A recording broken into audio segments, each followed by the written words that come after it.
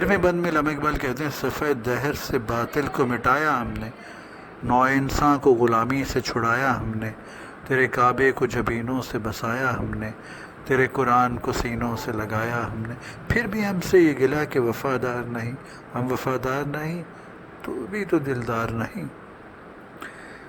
صفحہ دہر سے مراد ہے صفحہ دنیا سے، ہستی سے۔ علامہ اقبال کہتے ہیں کہ اس دنیا کے صفحے سے، دنیا سے باطل کو کس نے مٹایا؟ ہم نے مٹایا۔ وہ جو جھوٹ تھا، جو سچائی کے مقابل تھا، اسے ہم نے ختم کیا۔ نوع انسانی کو غلامی سے چھڑایا ہم نے، انسانی اسپیشیز کو، انسان کی نوع کو، انسان کی جو وہ ہے اسپیشیز ہے، اسے اگر کسی نے غلامی سے چھڑایا ہے تو ہم نے آ کے چھڑایا تھا غلامی سے۔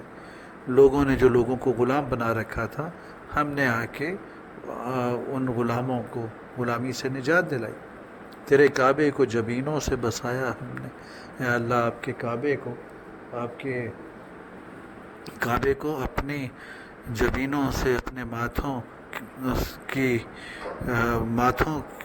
کے سجدوں سے ہم نے اس کے گرد رونق کر دی، ہم نے اسے بسا ڈالا، ہم نے اس کے گرد اپنے ماتھوں سے، اپنے سجدوں سے رونق کر دی۔